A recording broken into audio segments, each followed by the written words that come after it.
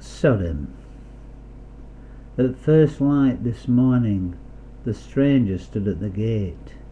He called up to the sentry, who said, "What do you want, mate?" The stranger said, "Let me in, before it's too late." The stranger walked along the tarmac street with a word for everyone he happened to meet, but they all turned their back on him. They couldn't understand what he wanted or what he meant. I have travelled for so many years, learning the words of saints and sinners, losers and winners, those who have seen the end, those who were just beginners. I want to paint pictures with words. I want to sing you a song. I want you to join my band. But the people did not listen, and they left him on the corner, alone. The stranger went to the seat of government and asked them what they were doing to help their fellow man. When there is no work or education, how can you bring the truth to them? But the right was impotent, the left was broken, and the people were without guidance or encouragement.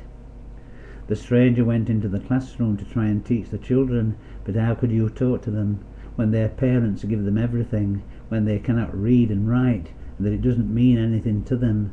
That's why they can never learn the truth. So the stranger left those children, for he realized he could do nothing for them. Through the church door the stranger finally walked. He overheard the preacher talking to the teacher. Neither of them could agree, but the only truth they knew was their pews were empty. They were left in disgrace. The stranger left this place too, with little else to do than walk off back along the tarmac road.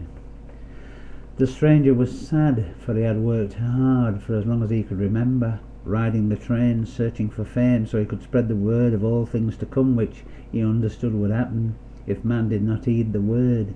But at last it dawned on him, if they could not understand, then what was he doing there, left flying up in the air? Every person is here to do what they do. How can you change it? Usurping the power of the Lord, the dynamic of the sword that cuts a swathe through the crowd. The old ladies dressed in black, preparing their shawls to bow their heads and begin to cry. They have done it so many times before, and they say to the stranger, all of this is best left to us. The dance of death circles the streets. Why did the stranger come? What was he trying to prove? Who was he trying to love? Did he really believe with you on your knees real salvation would come as the dust blows across the city streets? But the day has grown long. The shadows creep across the road, begin to climb up the stranger's feet, who begins to retreat along the tarmac road to the city door, where the sentry awaits as the day grows late, sees the stranger approaching the door, says, "Will you once more try again tomorrow?" The stranger battered his weary eye as he stared up at the sentry, squinted at the setting sun. "Who are you waiting for?" asked the stranger. "No one in particular," said the servant of the people. "We are not expecting anyone any more. There was once a promise that a stranger was to come who would tell the truth to everyone, but no one would listen to him, and he would dally for a moment at the city gate, talking to the sentry on duty. But after that he would pull his hood tight over his head against the coming storm.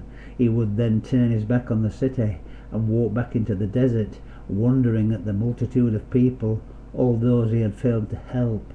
Then the stranger said farewell, walked off into the desert, and left the city to its fate." The end.